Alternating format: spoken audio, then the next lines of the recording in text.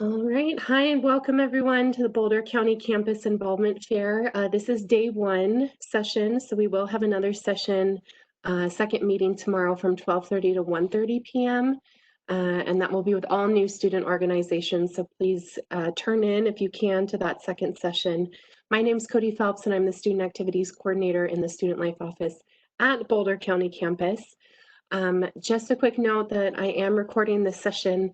I'm going to link the video to our Student Club's webpage once it's available and ready to go, and that you can find by going to the frontrange.edu homepage and selecting the Student Organizations and Involvement tab from the Getting Involved drop-down menu. Each of our club representatives will have time to present on their organization today. So they'll present first, and then right after they're done speaking, we'll have time for Q&A. So for our participants, you should see a little chat box, which is like a little speech bubble or a square with a question mark in it, and you can drop your questions in that chat or in the Q&A box really at any time, and I can ask them for you. I'm not sure if you'll be able to unmute yourself, so I can say those questions to our presenters and they can answer them. Before we begin with our first panelist, I want to tell you all really quick about some student life updates for this fall semester. So let me share my screen with you for a moment.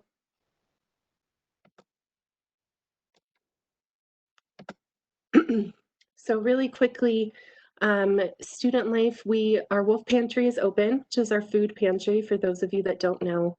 There's the link there. Hopefully you can see it. In order to be safe for COVID precautions, we are packing bags for people, and we're having you fill out this form to request what kinds of items you would like. Everything is on the form. You can fill it out once a week, and there is pickup times listed on there. So please go to that tiny URL link if you're interested. Our pantry is open to anyone with an S number as well.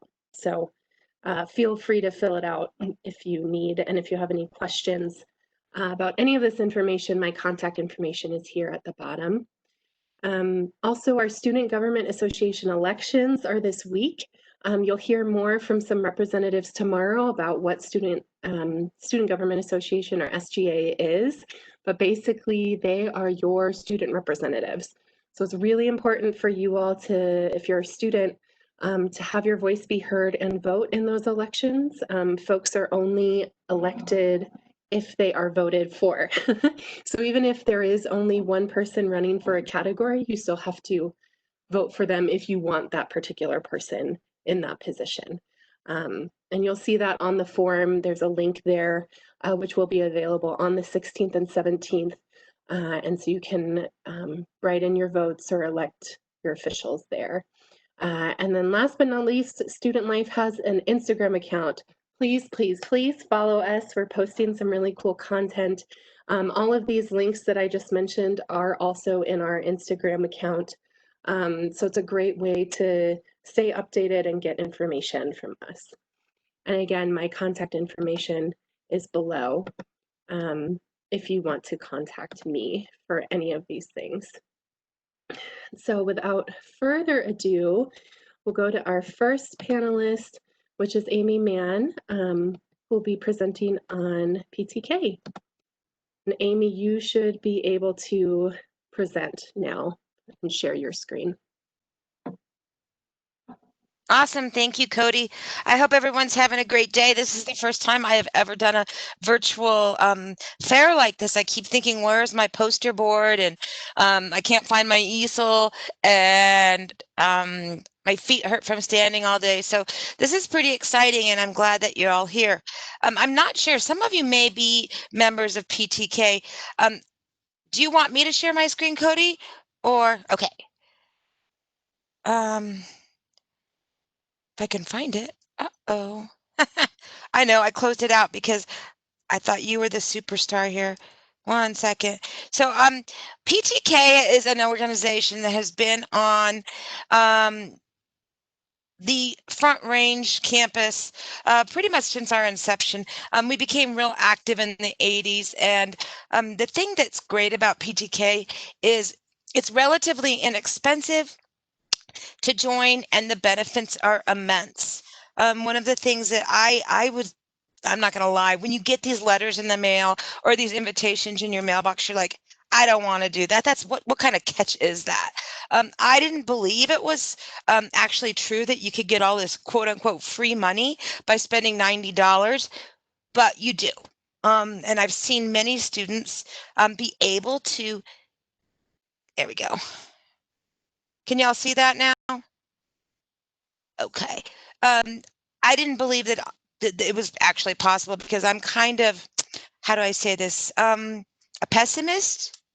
And I just didn't really think that it could actually be possible for students to get free money. So on the Boulder in Colorado, I didn't list all these because you can go to the website at ptk.org and look up your specific school, because there's about 11 in the state of Colorado that provide you scholarships. For example, CSU provides you $2,000 just for joining. So what PTK is, it's an honor society. It's designed for two-year colleges and particularly state colleges and community colleges. It also includes associate degree granting programs. We have a lot of money and grants and scholarships to give away. I know, considering what COVID is right now, you're like, what? There's money in things? But your membership has helped contribute to this scholarship, and we have a lot of people in the country, actually internationally, that donate money to this organization. Our alumni do, because it helped them so much get through. Andy DeRoche is my co-advisor, and he's not able to be here right now. But his wife actually took advantage of this, graduated in the spring, but got $1,000 each year to offset some of the expenses at CSU. So it really is real.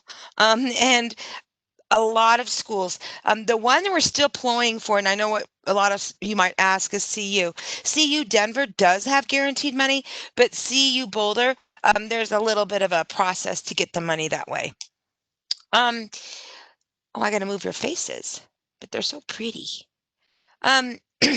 So really, they do give up to $90 million in scholarships every year to help accommodate your bachelor's and even your master's degrees.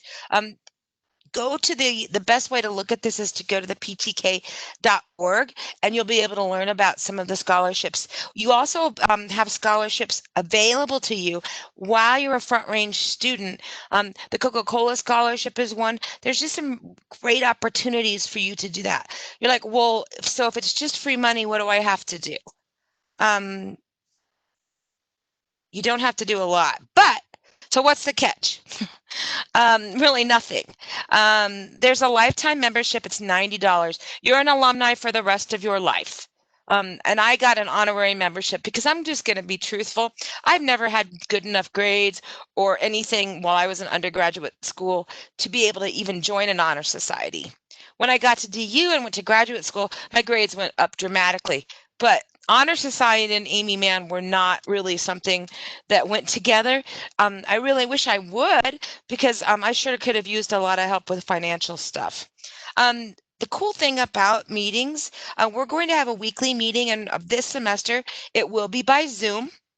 And you can email me directly, and I'll show you that here in a moment, or you can email Kodi and she'll put you in touch with me. But we're going to have a weekly meeting from 11:30 to 12:30 via Zoom. You can just drop in for a few minutes. You can stay the whole time, but our meetings are actually starting today. So that's pretty cool. Don't leave this meeting though to come to our meeting. This is more, you've got to learn everything first.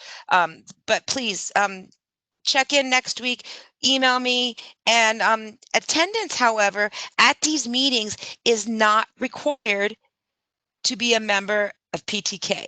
It's encouraged, because we're going to do a great service project this year, all via the internet and via the online model. But there's other ways that you can get involved. Some of you may have classes from the 11:30 to 12:30 time slot. We'll work with you. You don't have to go to the meetings to join and get the benefits of PTK. One of the other things is with these meetings, it kind of gives you an opportunity to participate in projects, learn about volunteer opportunities, service organizations in our community, and just really get to know your peers, because as it turns out, people who join PTK or people who have that 3.5 GPA and above tend to be the movers and shakers. You all have full-time jobs, you work full-time. The busier the student, we've discovered, the better off. The more dedicated you are, the more involved you are in any of the organizations you hear about today, the more likely you are to be successful in school. So how do you join?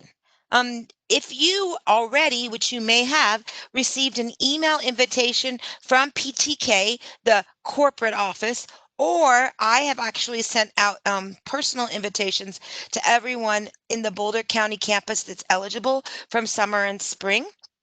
In those emails, in there, you'll get information. But the cool thing is if you can't find those emails, you just send me a message. What they include is your invitation code. So all you do is go onto the ptk.org site and join now and enter your code. If you're interested, let me know if you can't find your code and I will get it to you. Again, another example, CU or sorry about that. DU gives $5,000 a year to anybody who's in PTK. And then again, that doesn't mean that you have to be as active as you might want to be. Again, we're going to meet every Monday from 11:30 to 12:30 starting today. Even if you aren't a member, even if you're not eligible yet to be a member, we welcome you at our meetings. Everybody is included. This is a great, excuse me, a great way to network, to meet people. We actually found people in our group last year that got together and began studying together for chemistry because it was tough. So just really, really good place to meet people who have worked hard to get that 3.5 GPA and are really interested in being good students and being a part of an awesome organization. So please don't hesitate to send me an email, join our meetings. I will send you the Zoom link and you can come anytime. And I'm open to any questions you might have. Awesome. Thank you, Amy. I don't see any questions yet, but people can drop them in the chat at any point. Okay, great. And I'll pass them along to you if they're after the fact. Okay, thank you. Awesome. So now we'll have Stephanie Beck. Stephanie is with Engineering Club. And Stephanie, now you should be able to share your screen for your presentation. All right, I'm going to pull this up here, but I can try to introduce myself at the same time. So I'm Stephanie Beck. I'm the chair of the math department at the Boulder County campus. I also serve as the math and science CAC liaison for our campus. I additionally just last year started also being the faculty advisor for our Colorado Space Grant Consortium robotics team. So I can tell you a little bit about that through the presentation. And I don't think it's showing this. So let me figure out how to do that. Let's see. It's not, I think my settings might not be right, Kodi. Do you mind sharing it? Yeah, absolutely. I don't mind. My old computer died and I haven't configured this new one for the Zoom settings yet. Let me pull it up. Yeah. But I'm the faculty advisor for the engineering club. This club started a couple years ago and has been very active on campus. We actually won Student Organization of the Year, I think it was 2018, for some of the work that we did. This club is primarily made up of students who are interested in pursuing some sort of engineering degree at some point. So a lot of students are here working on their initial math and science courses and then transfer to four-year institutions. If you go to the next slide, there's a list of some of the activities and projects that we've done and some events. So our members get an opportunity to participate in Colorado Space Grant Consortium activities. So the Engineering Club is separate from our space grant teams, but the Engineering Club students get all of that information so that they can apply to participate. One really successful event that we've done semester to semester is transfer chats with former Front Range students. In particular, we have quite a few recent transfer students from our engineering club that have gone on to CU Boulder or CSU or Metro that are pursuing their engineering degrees, and they'll come back and talk with our Front Range Engineering Club members about what that transition was like. They'll share tips, including what advisors, what professors to work with, where to park on campus, lots of really, really useful information. And it's a good way to help build that network, which is incredibly important when you're participating in student clubs. We've also done some tours of local businesses. So Tinkermill is a makerspace in Longmont. It's actually the largest makerspace west of the Mississippi, I think is what they herald themselves as. But it's a really, really cool space that our students get to use.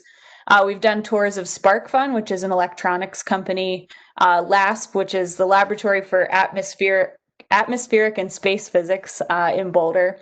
And we are really open to that and have some partnerships in the community based on student interest. We can usually find somewhere that we could take a tour. Another thing we've done is attend design expos at CU Boulder. The CU Boulder engineering program host design expos every semester that showcase student work. And it's a really good way to kind of give us ideas and some motivation to see that really Front Range students aren't any different than CU Boulder students, and it really helps ease that transition into your four-year engineering degree. We also do a math and science internship workshop. So being the CAC liaison, can get information to students about internships that they might be eligible for. We've also done MATLAB workshops. We've added a couple additional workshops as well, including soldering, Arduino. We have some students working on inventors kits, which have them working with robots and coding in Arduino. We've done movie nights, so there's a lot of good STEM movies out there. Small personal projects, so just depending on what student interest is, we have a little bit of money in our club budget that we can use for things like that, and then fundraising as well. So the next couple slides are just pictures of some of our former members, just to show you that this is one of our small projects. We've made electromagnets. That was pretty fun. And you can just click through them, Kodi. This is a tour of Tinkermill. Burrito sales for fundraising. Awesome. And then one of the larger projects that we did was a multi-stage water filter. So this is us working in the old club's room, which doesn't exist anymore after the redesign. But the students had this idea to create a portable water filter to help in disaster relief. And so these next couple pictures are just students working together. They came up with the idea. We did some fundraising, so we created a budget and could buy materials. We had a couple different interest areas of students. So you'll see this is we had a biofilter portion. This is also a UV filter portion of the water filter. And any students that take physics at the Boulder County campus will see the water filter now lives in the physics lab. And it's portable, but very large. So this is when they presented it. So there are opportunities for these kind of large scale projects, and they can be adapted and modified, and it's really up to the students what we work on. A recent partnership is with this Colorado Space Grant Consortium. So this is a program funded by NASA. We work with students that are at 4-year colleges and 2-year colleges across the state to participate in a couple different challenges. And one of those is the DemoSat program. So students work for an entire year to design an experiment that goes onto a payload that gets attached to a weather balloon. And so if you go to the next slide, I think I have some pictures. We have students working. This was our first time through the DemoSat program. We did, Vivia here is one of our really active members. She had never done any sort of electronics before, and our team kind of pulled together and taught her how to solder. And so she created this whole circuit board for our payload. And we launched with students from 4-year and 2-year colleges across the state, and that was in 2019.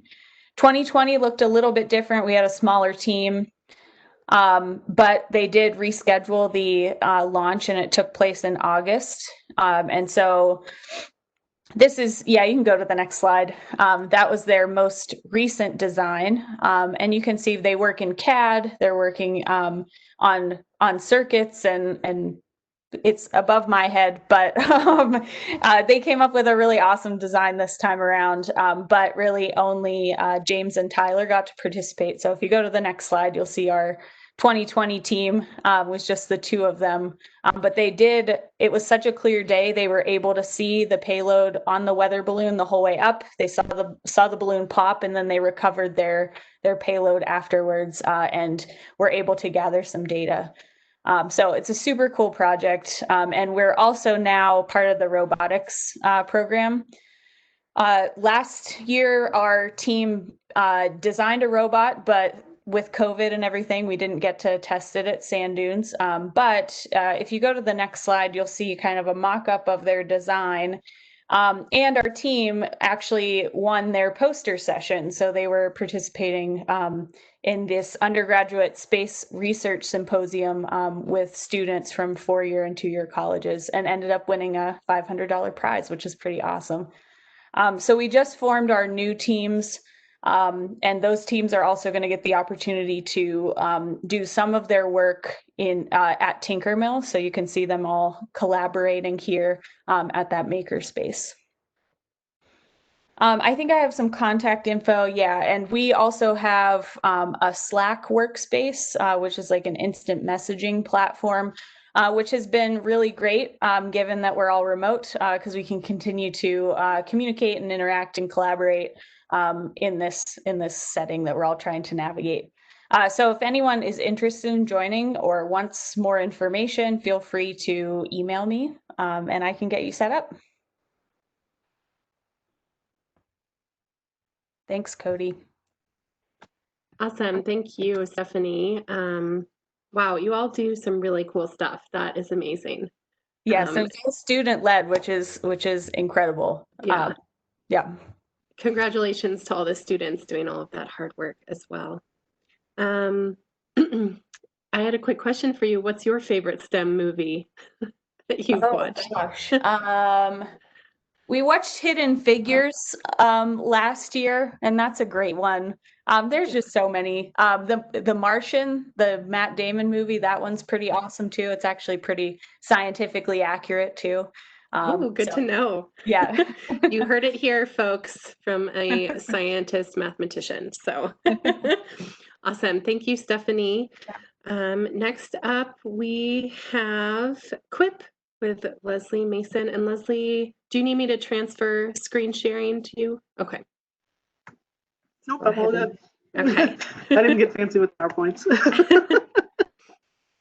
Hi, hello, my name is Leslie Mason. I am the advisor for Quip. This is my 3rd year now advising Quip. My pronouns are she, her, and I work in student life as the events and orientation coordinator. So I work with Kodi, collaborating on all kinds of fun things. And I also run our fabulous Student Life Instagram account that she mentioned earlier. So for Quip, this year, first of all, I do have a co-advisor. She's not here today, but her name is Brooke McKinney. She is an advisor. Some of you may have her as your advisor. So The purpose of Quip really is to provide a safe space for queer students to socialize, to host events, practice activism, to engage with the community. And what that looks like is entirely up to club members, and it really varies from year to year. The club itself is open to all queer students, questioning students, allies. We don't put any sort of limit on who you are in order to join. You can come if you are interested. In the past, activities that we have done, in addition to just providing a space for students to gather, we have done things for National Coming Out Day, which is in October. And so like last year, we made little tiny mini flags for various identities so people could take ones that represented them.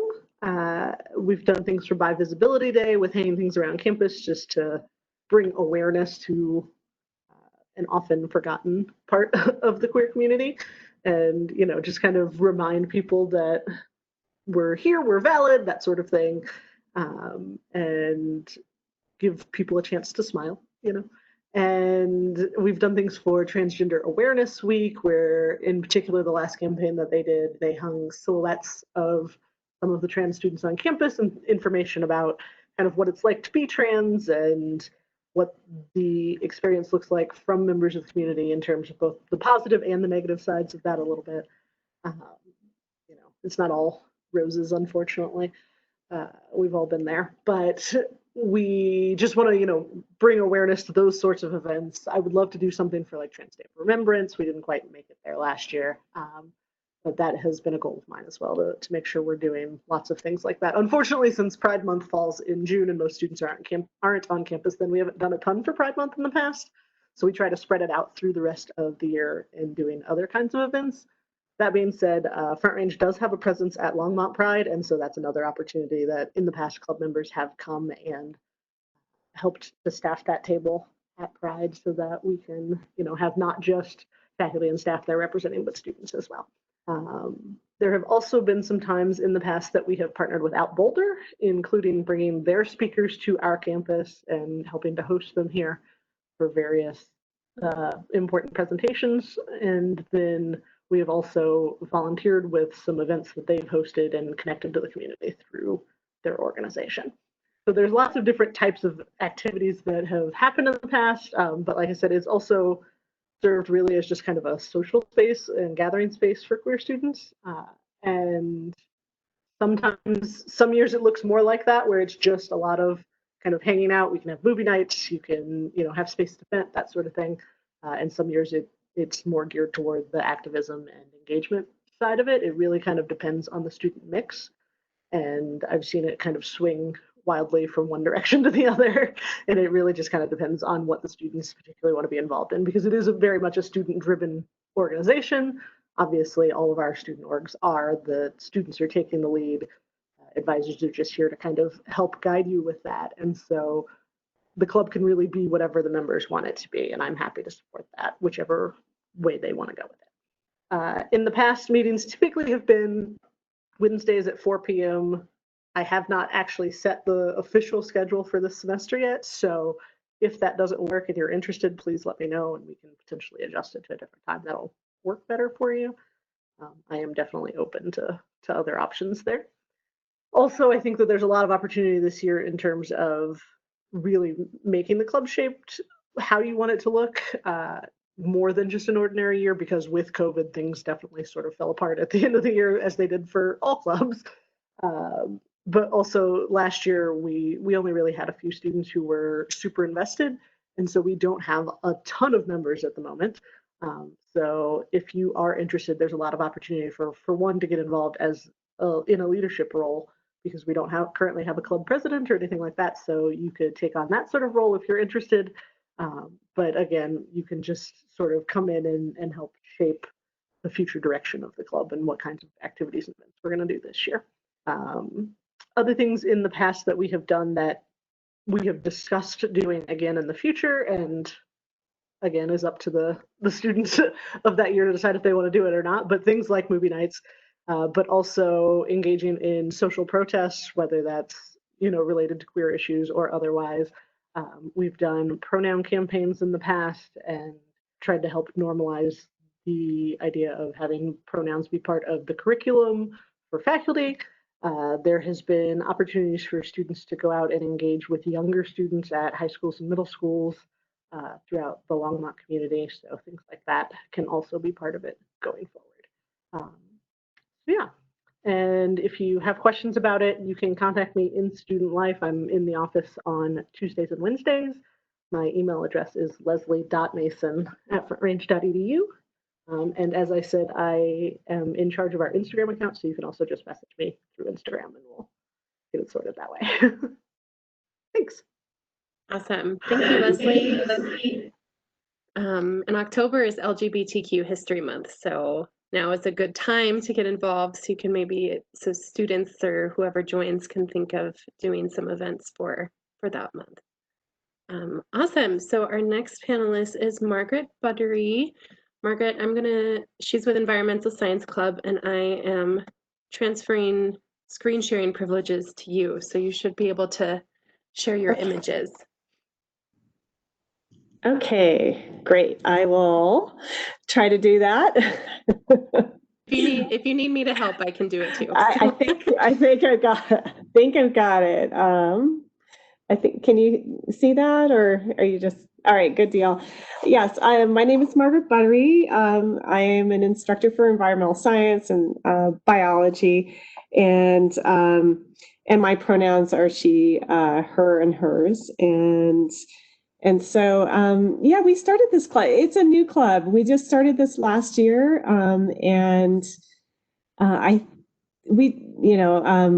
we just, like I said, we just kind of started getting our foothold, and then we had COVID, which unfortunately, but mostly our club is focused on education and awareness. So we started, it is a student driven club.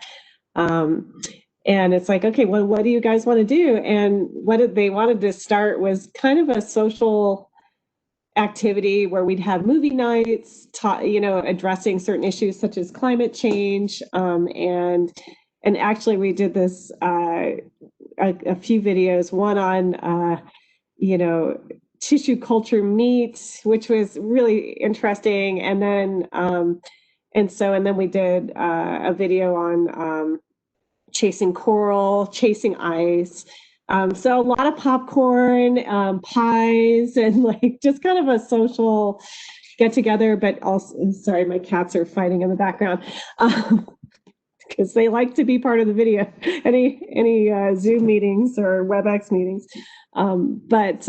Anyway, so that's kind of how we started off. We were going to do a fundraiser for the Australian wildfires, and now we have the California wildfires, California, Oregon, and Washington wildfires.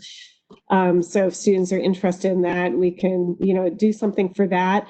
Normally we, meet on Tuesday afternoons, but my current club members are kind of overwhelmed with going online. So I'm open to meeting, if students are interested. We can do some Zoom meetings and work out some flexible on time, meeting time. And the other thing is, it is an election year, so just getting, people involved and being aware of current environmental issues, especially again with the wildfires. It just reminds us that not only COVID is an issue, but climate change is unfortunately an issue, especially for, students' lifetimes. I mean, this is going to be a real front and center issue. And so, getting students involved in it anyway with that and bringing awareness, I think is super important. So, but yeah, email me if you're interested. Let me know what time is good for you, and we can work out something. So.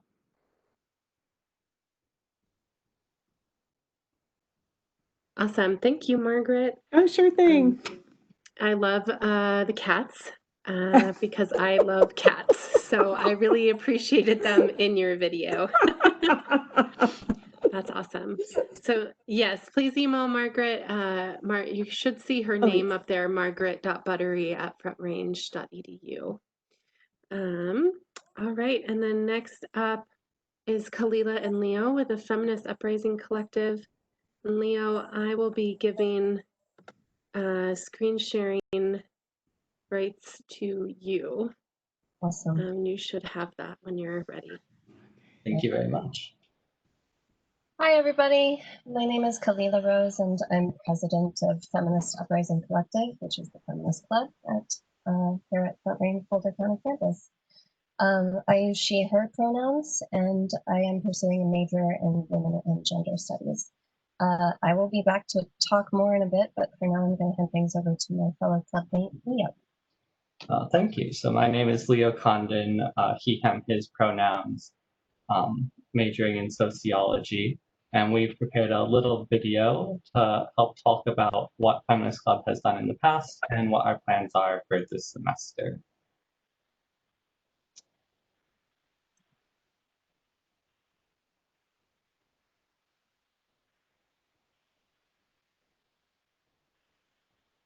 Is the volume on? Do you have sound?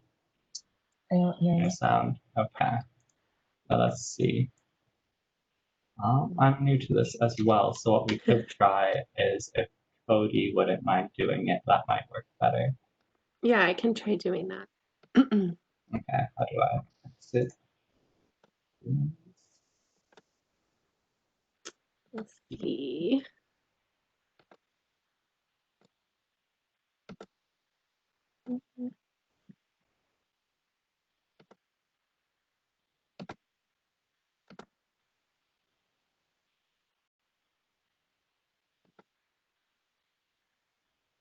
Do you hear it?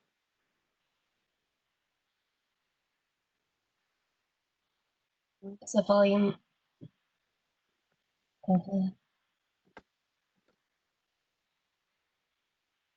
So no sound? Mm-mm. Okay. Okay, that's very strange. What we can do, and we were planning on doing this anyway, but we can share this link on that student org webpage. I'll make sure it's under the Feminist Uprising Collective's information, and so people can watch it there. Did you upload this to YouTube by chance at all? No, but we could. Okay, okay. I don't know if the sound might work better there. Oops. Go ahead. We could try one more time, and I can try to do it from Sure. mine. Let's see if it works, because the sound played earlier. I don't see why it wouldn't now. Yes, I can hear it. I just am not sure why you all wouldn't be able to hear it. Okay. Right. I just passed it along to you, so. Okay. Yeah. Where is it? Okay.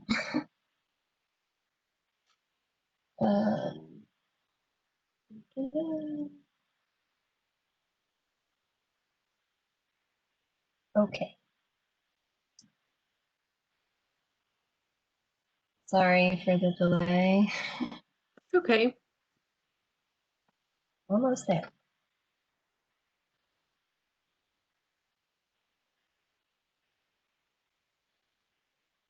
Okay.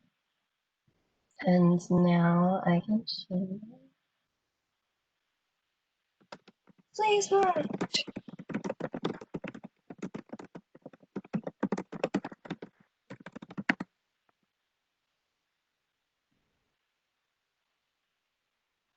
The Feminist Uprising Can you hear Collective it? works to elevate Yes. the voices of the unheard. As emissaries of intersectional feminism, we advocate for gender, racial, and economic equity at Front Range Community College and beyond. What is intersectional feminism?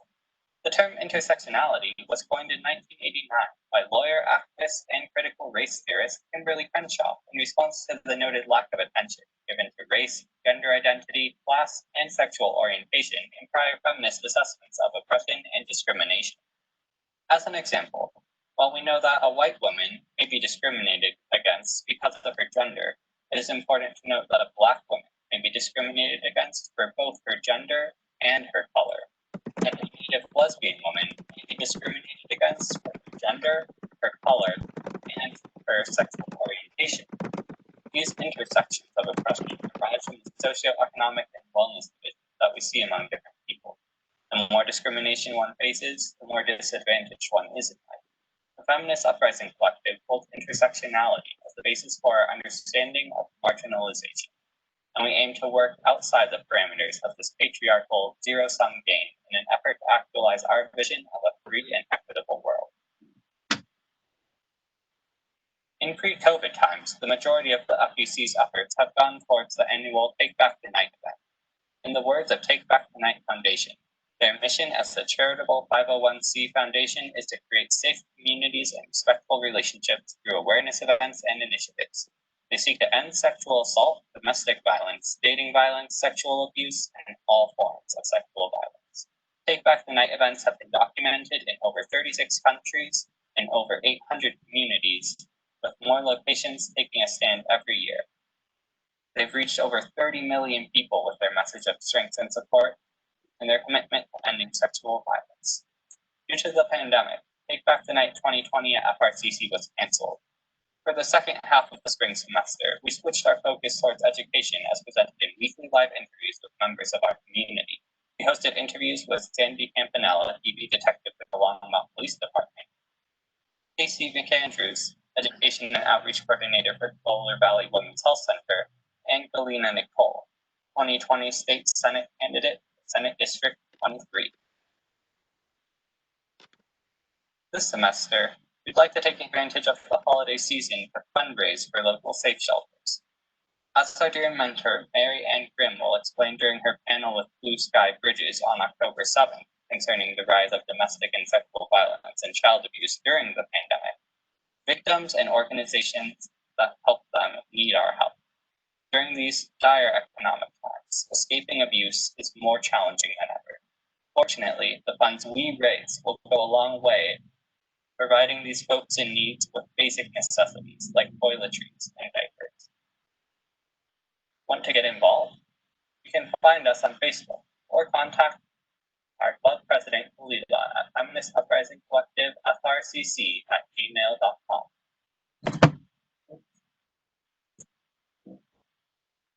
Okay, how do I stop screen sharing? All right. There we go. You got it. Okay, sweet. All right, Leo, you wanna? Okay, yes, thank both of you, Kodi and Kalila, for help with those technical issues.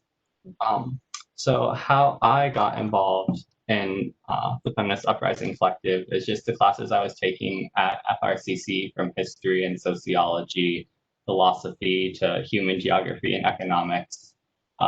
They showed me that there's a nigh incomprehensible scope of systemic discrimination and oppression in our community, our state, our nation, and the whole world.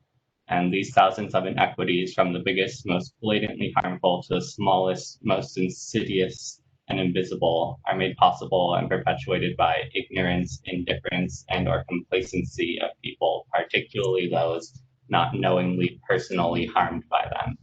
And so I couldn't just remain a spectator. We have to be the change we want to see in the world. And feminism isn't just for women, nor is it just about gender issues. Feminism is now an umbrella for a variety of social and political movements that aim to achieve equity in all areas of life.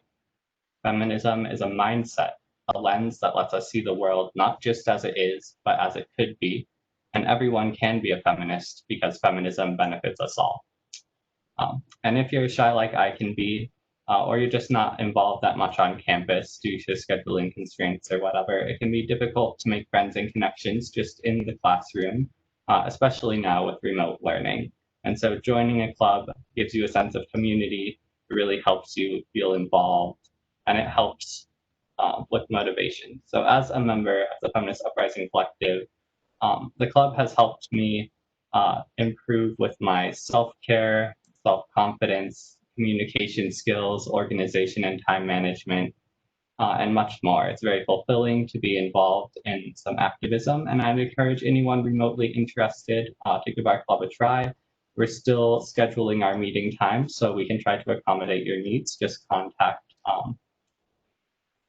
Feminist Uprising Collective, frcc@gmail.com. And I'll hand it over to Kalila. Thank you. Thank you, Leo. So my personal investment in this club and in intersectional feminism in general stems from having lived a life directly shaped by misogyny and abuse. I feel it is my calling to transmute my past into purpose and to share what I've learned in an effort to protect others from the same fate. What I have lived personally, I see playing out on national and global levels. Abuse and division exist in our lives because we're bred and raised by systems that abuse and divide us. In the face of the pandemic, ecological collapse, and widespread violence, I truly believe equity is key to human survival. And I really want us not only to survive, but to thrive. The mentorship experience of FUC has been indispensable for me. It's helped me to define my life's path. Caitlin Keenan, who heads the philosophy department, and Marianne Grimm of the history department are both really awesome people. And they're, even if you don't want to join FUC, I highly recommend taking a class or two from either of them. And also just having community with shared vision provides connection and upliftment during any time, but especially these really strange, difficult times we're in. And something I want to highlight about the FUC experience is that we're all very aware of the fact that we can only care for others when we care for ourselves first. So if you join FUC, ideally your membership should not feel like a burden to you, because all that we ask is for 1 or a few hours each week that you show up with kindness for yourselves and for others. If you'd like to meet some nice folks and lend some of your many talents to fostering a more healthy and loving world, we would be so very pleased to have you join us. Any of you, like Leo said. So please reach out. Again, you can find us at Facebook. Our username is the Feminist Uprising Collective, or you can reach me at Feminist Uprising Collective, frcc@gmail.com. Thank you, everyone. Awesome. Thank you both, Kalila and Leo. And I'm glad we finally figured out the sound for the video, because that was amazing that you all put that together. Awesome. That is our last group of panelists. For our attendees, if you have any questions, again, please feel free to reach out to our panelists directly with the contact information that they've provided. Or if it's easier, you can also just send them to me. Again, that's cody.phelps@frontrange.edu.